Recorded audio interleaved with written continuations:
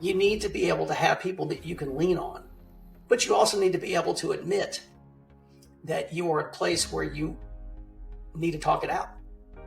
And if your head is down in the weeds and you're doing 10 other jobs and I just don't have time for anything, then you're working in the business. You're not working on it. Welcome to the Nice Business Podcast. I'm your host, Richard Train, business, leadership, and culture consultant and Vistage CEO, Peer Advisory Group Chair. And I'm joined by my friend, Jim Bob Howard, veteran technical consultant. Together, we have more than 60 combined years of business and organizational experience. The purpose of this podcast is to have short but meaningful discussions about the people and culture side of business and how owners and executives can be both kind and successful. So for those of you who are just joining us, thank you very much. And I have to say that I'm really excited about this conversation because it's a little bit different of a format than what we've done so far. Jim Bob and I usually have conversations with people about a specific kind of topic, but he introduced me to Laurie Guzman, and I'm going to give you a chance, Laurie, to tell us a little bit about yourself.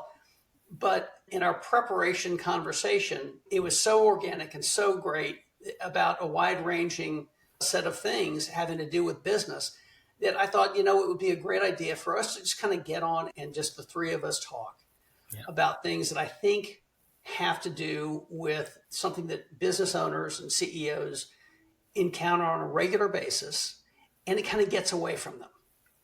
That maybe this conversation might be able to help them recenter and think back about what's important, certainly for us, which is about the people side of business. So that kind of goes into some of what we were going to talk about. We're going to talk about people, we're going to talk about pivot, and we're going to talk about purpose. But before we go into that, why don't you tell us a little bit about yourself, Laurie? First, Richard, thank you for having me on your podcast. And Jim Bob, to reconnect with you after so many years. It's a perfect segue into the people, right? Yes. I mean, honored to call you friend for so many years, but I have been a business owner now for just over 10 years. Did I start as a business owner? Heck no. I was looking for a way to just support myself and my kids. And fortunately, I don't really have to tell the story too much anymore about single parenthood and the hardships and the struggles. I'm honored and blessed because my family and I say we're on the other side.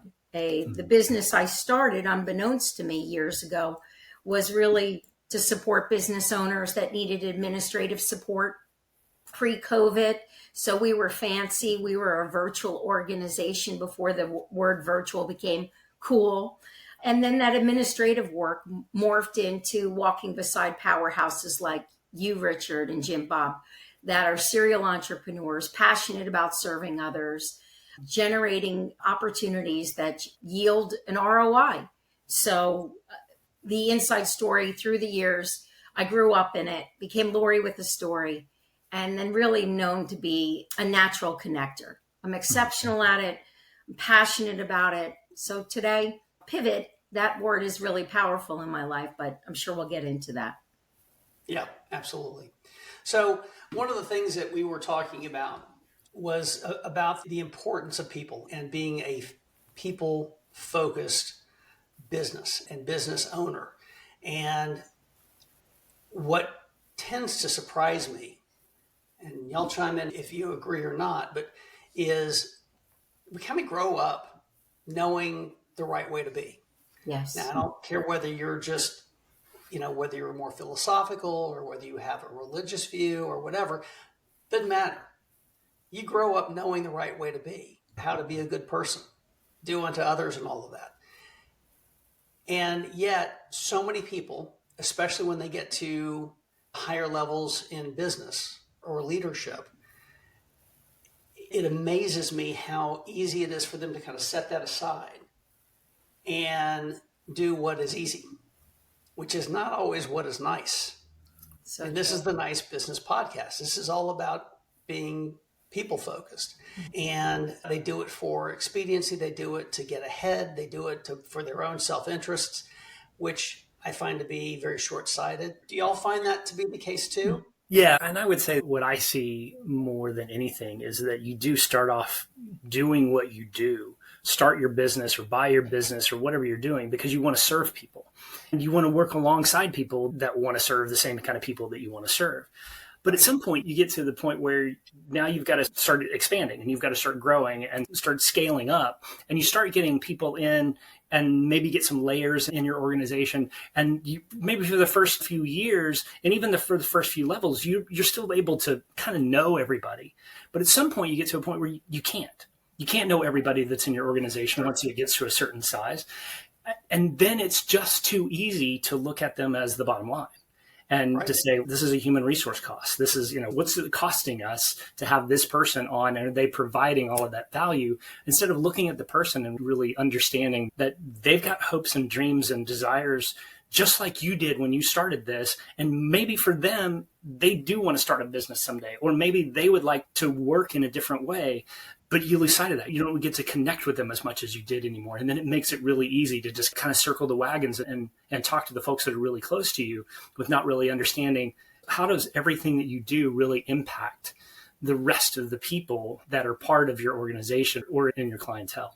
What are your thoughts? Yeah, Jim Bob, everything you said, I totally appreciate, have experienced, have walked alongside the leadership that you have to remind and say, by the way, that 83 people we're talking about are people that once upon a time you didn't have that team. But there's another side to it too, as the organization grows, then all of a sudden the leadership becomes a bit isolated and separated because now, you're connected to human beings and they want you to feel for them. They want you to experience what they're experiencing. And there's these opportunities where you can't always take Mary Jane's perspective into consideration, even though it's valid, but there's 52 other people you need to consider now. Right. And there's the expenses and the ability to there's a lot of families depending on this organization now. Yeah. So you're sitting there as a leader going, wow, now I can't be buddies with my team members anymore. And I have to start answering these questions from a more methodical business owner standpoint. And that's not always so comfortable for people like myself that are emotionally driven and connected to humans and need to be connected.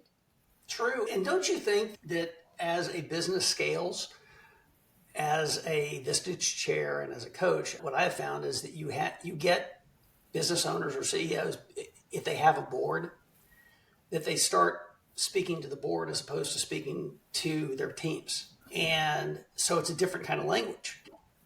And I don't remember exactly when this started, but in the last 20 years or so, the conversation went to, we make data-driven decisions, which is all great. Jim Bob, you're a tech guy. I mean, if you've got the data, you need but there are people on the other side of that data too. Yes. And so I tend to think that gets a little bit lost in the conversation at times. And it's the people that bring you to the dance. And ultimately, that needs to be considered at the same time because it's two sides of the same coin. Yeah, that's true. Yeah, and that gets lost, I think, at times and needs to be focused on. And I mean, Laurie, I know that you consult as well. In my experience, I've seen managers kind of lose sight of that. And when they have gone back to that and tried to get behind what their people are doing, it tends to create a resurgence in interest and morale. But I've also seen when it hasn't. Have you experienced that at times too? I think one of the biggest things that is a true reality today at all levels, middle management, your C-suite, your director level, your owner, your CEO, is decision-making fatigue.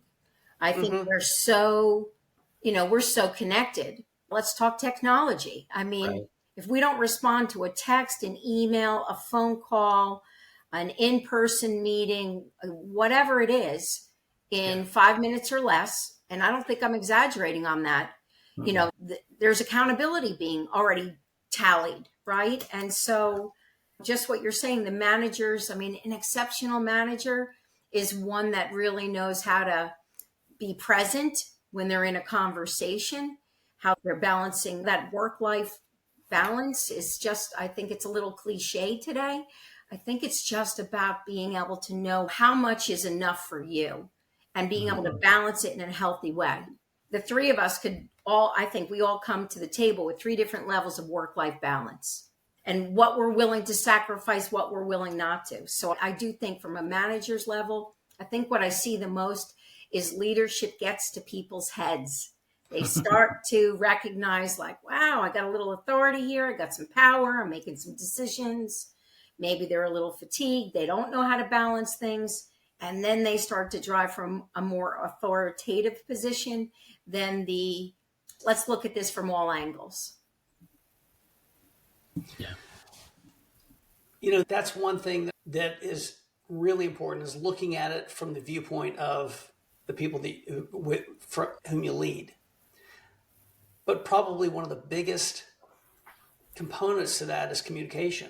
Yes. And the issue that I find now is, and maybe it's because I'm a Gen Xer and I'm a little older, and so and maybe it's the same thing that my parents had to deal with when my age was coming up.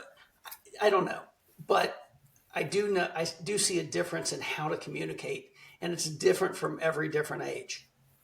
You can't talk to somebody who is a Gen Xer the same way that you can talk to a millennial, the same way that you can talk to, everybody's different. And so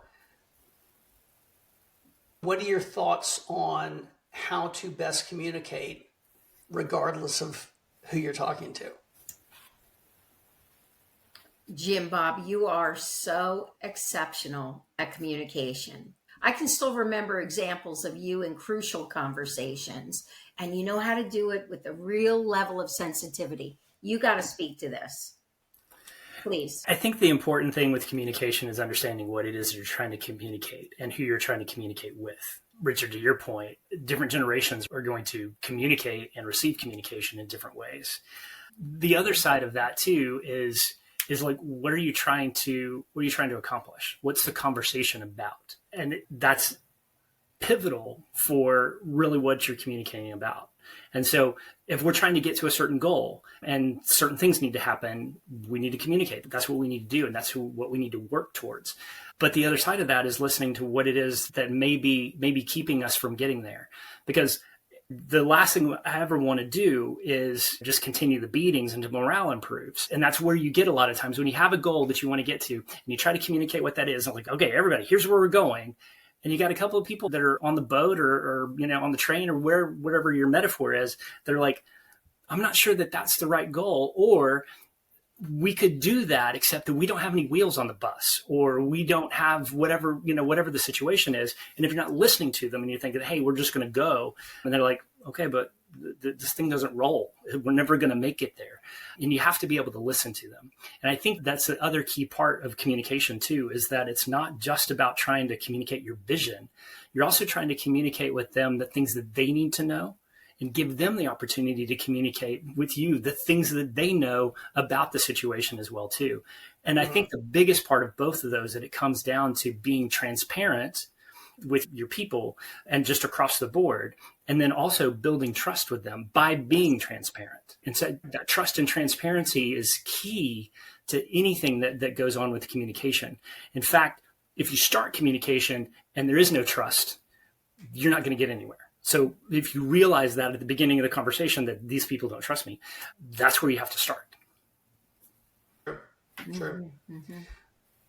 Laurie, thoughts on that? Tell me what kind of relationship where communication and trust isn't prevalent first and foremost. Right. Pick something. Yeah. And then I think the hardest thing is to recognize when the trust isn't there and that you're still in a stage of earning it, or maybe there's an opportunity there where you're not sure whether it goes back to the people.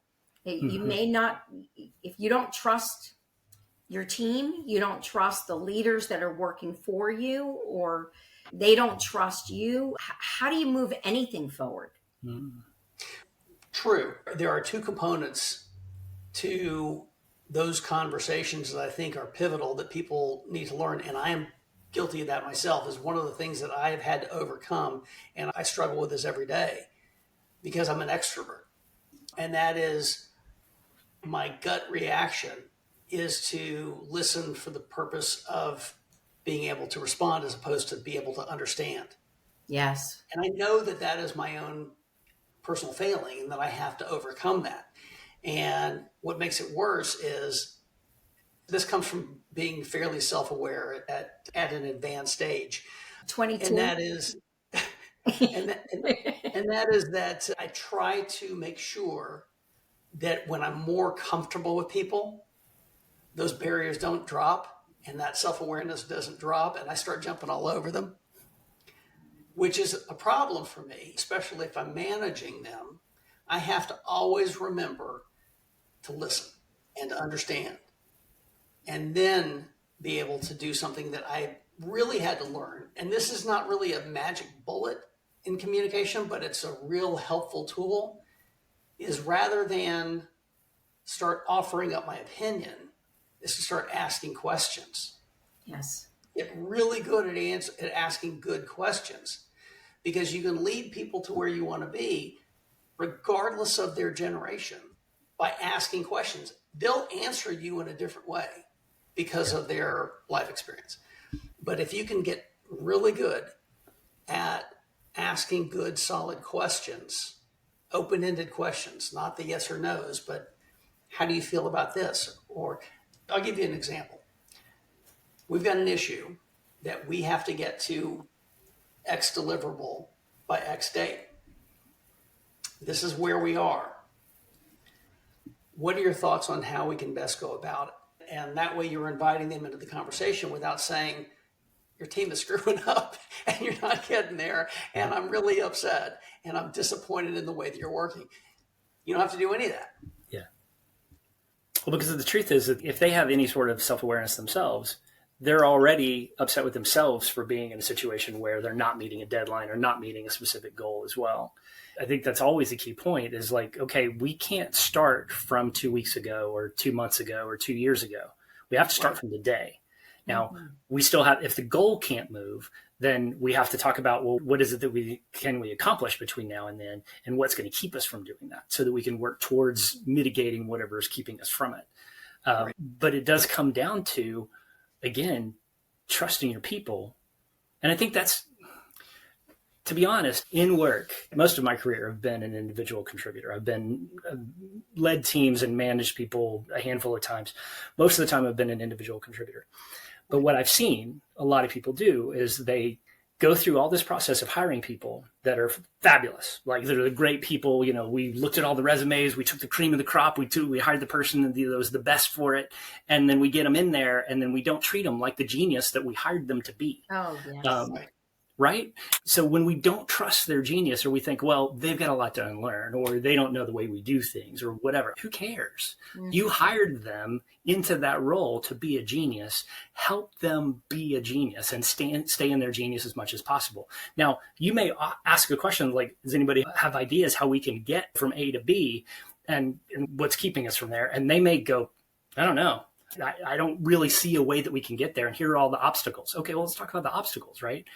But still, if you start off and say, get there, right? Figure out how to get there, or this is how you should get there. You're not really taking into consideration the fact that you hired them to do things that you weren't doing. I mean, why would you hire somebody to do something and then tell them exactly how they're supposed to do it? Why didn't you just do it? Absolutely. Richard, if you don't mind me jumping in there for... Sure, absolutely. Jim Bob, you just hit upon something that I have seen over and over, or have experienced personally, right? Mm-hmm. They bring you in, they say, wow, perfect fit. This is what we need to have happen. Or you're the person that brings the skill sets or appears to be that heavy hitter, right? And then the other part happens, which is figure it out. How often the organization just turns to the person and says, we're paying you so well.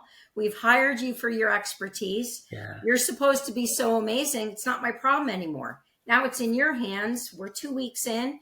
What did you do for me today? And you've forgotten that the person new to the organization should have an opportunity to observe. It needs to be treated as a newcomer. And that the expectations, how often I see it's not clearly defined. Like, Right. how quickly do you expect the goals to be hit? Oh, tomorrow? And you're behind by 27% for the last 5 years. But in the next 30 days, you expect this new director of so-and-so to produce. It's so unrealistic. Being able to put a new person in position to thrive, to your point, have autonomy, to rise to the occasion, to bring a voice, to bring changes, but also to be properly supported, like somebody coming into your family. I mean, do you open the door, invite someone in your house and say, good luck, make your own dinner, have a nice day, and you go take a nap? If you do, you might not have a lot of friends. We need to work on it. But, right? It's Yeah, absolutely. And likewise, I mean, when you bring somebody in to do a job and you don't like what they're doing, and now I'm going to be speaking about this from the manager or the C-suite person perspective, and that person is always running around a million miles an hour with their hair on fire because it's just easier for me to do it because they're not doing it the way I want it. yes. So you're doing 10 jobs. Mm-hmm. That's a micromanager, right? But they feel like they have no choice because nobody's doing it to their specifications. That's why you get executive burnout. That's why it's very hard for middle managers to get beyond middle management because they're not given the tools to get to where they need to be, and they don't understand delegation and let people make their mistakes when you can, so they can learn too. Yeah. They're not building their bench behind them. Right. Absolutely. Or they're micromanaging, they're burnt out, and now they've got their solution is to be disconnected. Now they're absent. They're not present. They're showing up in the office one day a week because that's all they can handle anymore. And, or they're showing up and they're being a jerk. Yes. Now, right. Now we're using the good old, and I've done it, right? Being a bully or being just difficult to work with because you've started to become narrow-minded because you just don't think the results are ever going to show up. And you're arriving to conversations with an expectation of negativity. You know what? I think that's kind of a good segue, Laurie, to that next point, which is pivot. I think so. Why don't you take us through that? Okay. Pivoting. So we all remember the year 2020 by chance, right?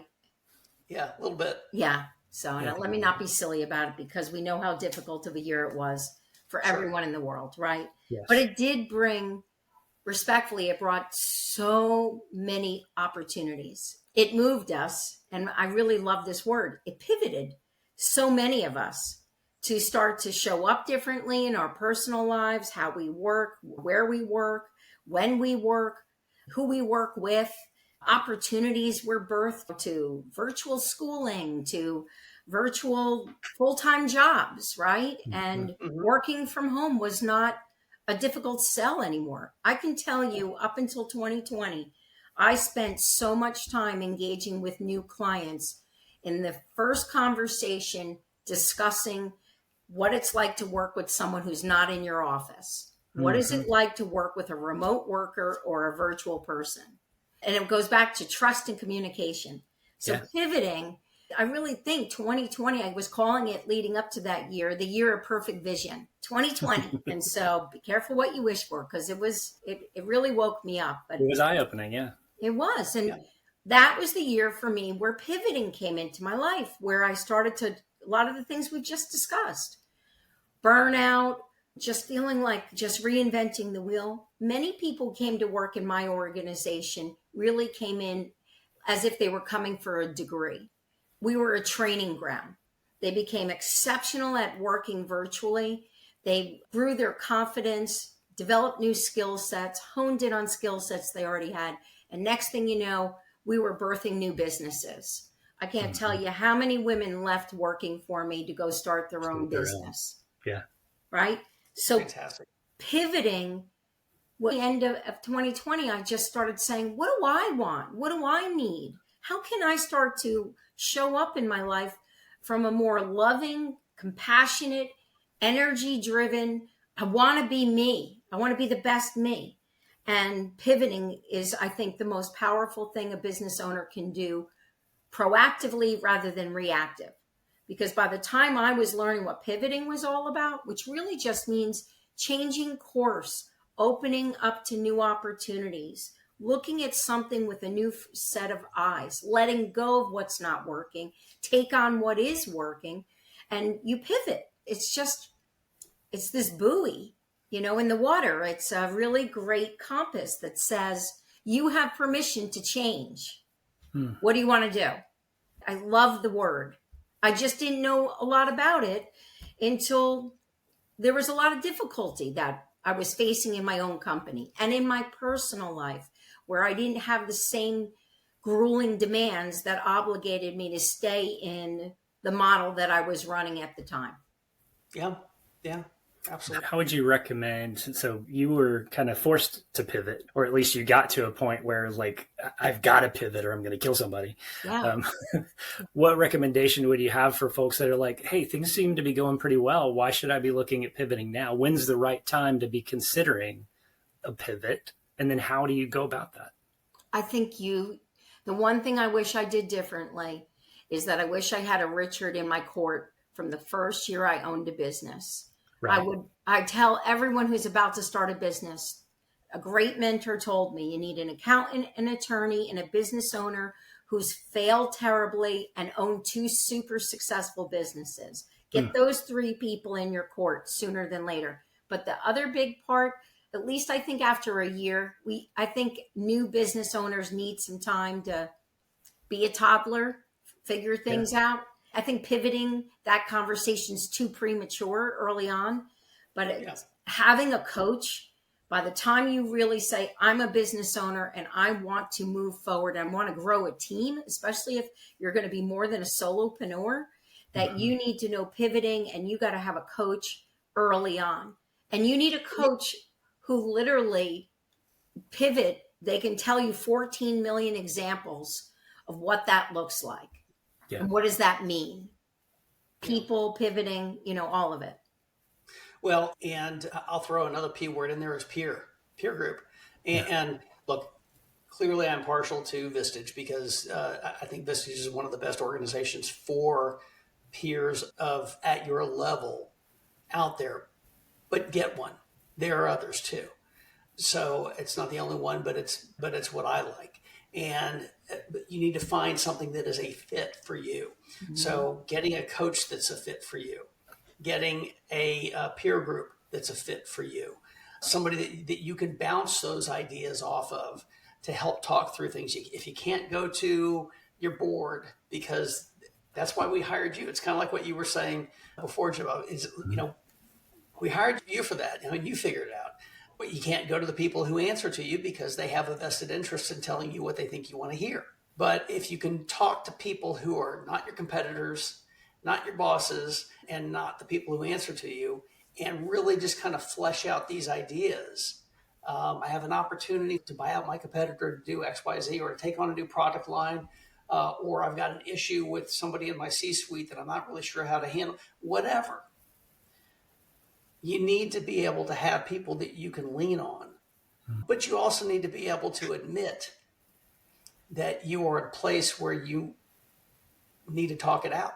Absolutely. And if your head's down in the weeds and you're doing 10 other jobs and I just don't have time for anything, then you're working in the business. You're not working on it. That's right. Yeah. So honestly, that's another pivot point, right? Because if you're starting a business and you are a solopreneur and you do want to grow a team, it's not always because you don't want to do the work anymore. It's like you still want to do the work, but at some point you get to the point where you do have to work more on the business than working in the business. Right. And how do you know when to make that pivot, and how do you make it? Yep. And that kind of goes to what Laurie is saying about getting yourself a good coach. Get somebody that you can talk to. I remember the first few years, I was afraid to tell people what I was struggling with. That imposter syndrome, all of those things that speak to us and keep us up late at night, that being able to, Jim Bob, you influenced us, if you remember this, years ago when it came to LinkedIn. Having people around you, when you start to sense that you can trust someone and a client, I've done so much of the opposite through the years, and I find it valuable. You can go to your client and you can say, what could we do differently? How do you see this? What would you like to see my team doing that we're not doing? Or, why do you love what we're doing? It's not just, here's a survey, fill out the feedback, but it's truly like, is there anything that you're hesitating to talk to me about from a support position? And vice versa. Hey, Jim Bob, we work for you, or Richard, you're a client and I work for you, but here's some of the struggles we face behind the scenes. Do you have any thoughts? And my God, that opened doors to resources, tighter relationships. It just built such camaraderie. And then it solved problems. It created solutions. It was powerful. And then one other area was I really did go to my competition as often as I could. I mean, yeah, absolutely. Because first of all, I really believe this. If you are my competitor and you do what I do, you provide the products or services, whatever that might be. If we are really competitors, I want to know you, because I hope you care about delivering exceptional results, great product, great services the way I do. And if you do, that means there's probably great opportunity for us to find synergy. I agree with you. I will tell you that when it comes to getting to know your competitors, I agree with you. I think that's important. The reason why I said really, because not everybody does that. No. As a matter of fact, I think most people don't. If they are your competitors, then most people tend to think of that as, oh, they're the enemy. Right.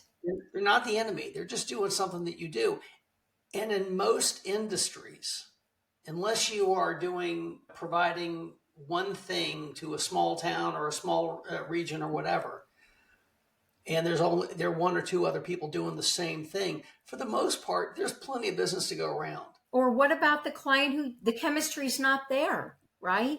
It's not working, or the price point isn't a fit, or we don't have the skill sets to take it to the level that someone else does. I mean, it's linking arms and finding those collaborations. And I have found competition.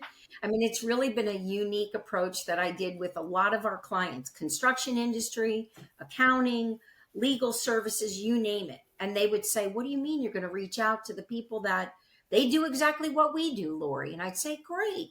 I want to get to know them. There's no laws, I mean, other than we're copywriting their contracts or doing something unethical, which is not the point. But it's that if you're doing something and you're doing it so well, I want to learn from you. And well, there's that. But what happens if there's something that happens within your industry that affects all of you? Mm-hmm. Absolutely. Don't you want to have a relationship with those who are doing what you're doing, and maybe you can find common cause? And to go back to COVID, I can't believe I'm bringing up this year again, because we all want to put it to bed. But overnight, in 30 days, 4 full-time employees, right, working virtual managers in my organization, became full-time teachers. I lost my core team in less than 4 weeks because they had to be home and they had to tutor their little people. And there's no way. And their internet capacity half the time was a bigger challenge than anything. But with that, it was imperative. There was clients, people panicking. How do I use Zoom? How do I have a work from home? What kind of equipment do I buy? How do I protect the VPNs and all the fancy technology things that had to come into play? Thank God for competitors and relationships that I had, because these organizations that had bigger teams that were working internationally, there was whatever it was, or they had tools that I couldn't afford to implement immediately, or I didn't have the people and the ability to pivot and support. And there were people calling on me, help me, Laurie, help me. What do we do? I mean, what are we going to do? Panic was stricken in these organizations that did not want virtual or remote workers and so forth. So having those relationships with organizations that operated differently, that were straight up competitors to me, was phenomenal, because I could direct people to call these people. I'll do an intro email. I'll get us on a conference call. They have the resources. They've got the tools. We don't specialize in that. these 4 companies do. I mean, my team was getting compensated for doing nothing other than putting the fire out and the panic out for probably 90 days following March in 2020, just to put people at ease. Like, don't worry, it's super easy. I was one of the people, 3 weeks into COVID, I was still going out in person. I couldn't imagine an extrovert times 10. I was crying at week 3, like, what if we have to do this permanently? I'm gonna kill myself because I have to stay home with myself, Yeah. So, but you had to learn how to pivot. Yes. And as do we all. And that's really the important thing, is to figure that out. And when you do know more people, including your competitors, you have more examples of pivoting. Yeah. You know how many times competitors sent me new business? Do you know how many competitors picked up a phone or would send an email and say, Laurie and her team can help you? And people would be like, I can't believe they sent that to you. And I'm like, because it doesn't fit their model. Yeah. Because I made a friend, because I've sent them 4 opportunities as well. I didn't do it with the give and take and an expectation. It was build the circle of influence, build the people around you so that you can't fail. Yeah. So that actually leads. Go ahead, Jim. Yeah, I was just going to say, I think that's been a hallmark of my friendship with you, Laurie, is that you and I, in every situation that we've been in, have been, how can I provide value to whoever I'm talking to? Is there somebody you need to meet? Is there an organization that you need? Is your current provider for something not the right fit for you? Is there somebody else? And I'm not trying to take business away from somebody else. I'm trying to help both of you be in a situation where it's a win for everybody. It's a match. Yeah, exactly. You really kind of play that glue and that connector piece within every organization that you touch. Is like, I'm going to go talk to the competition. I mean, like, they're not the competition. They're somebody else that's in the same space that we are, that does something similar to what we do. Maybe they do it for a larger type of clientele. Maybe they do it for a different industry. It doesn't really matter. Maybe they've got bandwidth and we don't, or maybe we've got bandwidth and they don't. I mean, maybe it's a personality difference where they might get along with that client better. Exactly. Yes. And that's at the end of the day, that's a tide that rises all boats. And so when you do end up in a situation where the whole world has to pivot, then you're in a place to say, hey, here's somebody who can help you. Here's somebody who can help you. And here's where you can go to do that. And it's because at the base of it is that your purpose is that you're going to help people. That's always been who you are. Well, Jim Bob, that was probably the best segue right there, because both of you were just talking about led us to purpose. Yeah. What you just said. Yes. And that's the last of the P words that we were talking about, is people pivot in purpose. You got to understand your purpose. Why are we here? Jim Bob, we've had this conversation before in other podcasts where we talked about, if you don't know your why, and I know that sounds so cliche, and everybody talks about what's your why and all that stuff, and it sounds like jargon, and it has gotten to be that way. But it's basically, why are we doing this? Yeah. And I'm not talking about, why are you here on this earth, or I'm doing this for my kids. I'm not talking about anything esoteric or personal. I'm talking about from a business perspective. What are we doing? Yeah. What is our job?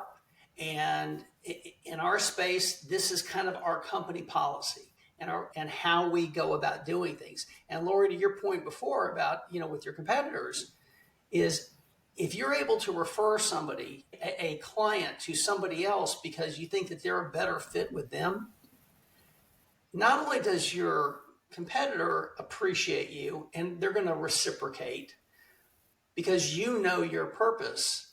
And what happens is even that potential client that you sent somewhere else is going to remember you too, because they understand your purpose too. Yes. Because you were saying cliche, people say, I want to help people. What do you do for a living? I help people. Let's hope everybody thinks that way. Right. I mean, it's really, I think we should all start our day that way and say, today, how am I going to help someone else? The golden rule, right? Yeah. And but it's digging into, I was just sitting in a class recently and the teacher was talking about the word why. And what you were just saying, Richard, just why do you coach? And answer that question. And then she kept continuing. Every time you would finish a sentence, she'd say, and why? And tell me more. And why? And why would you say that? And why would you not do this? And then along comes that powerful word, 3 letters, why. Can I tell you why? Do I understand my why? Do I have a why? Does it matter? So it's really the purpose. The beautiful part about what I know now on the latter part of my career, I'm not ready to sign it to call it a day.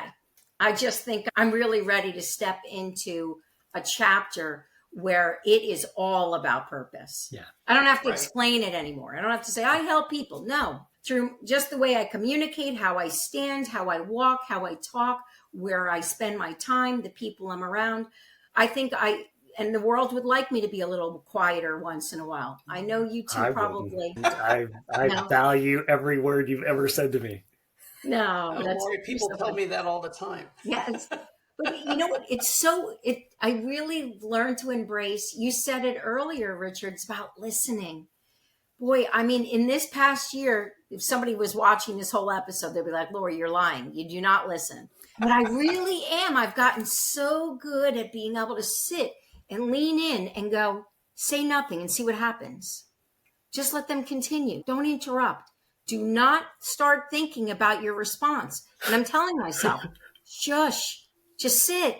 Just be with, Richard is explaining, he's passionate about something, or he's full of crap. Let him just keep going, and just let him start to recognize that your silence is a lot more powerful than what you have to say.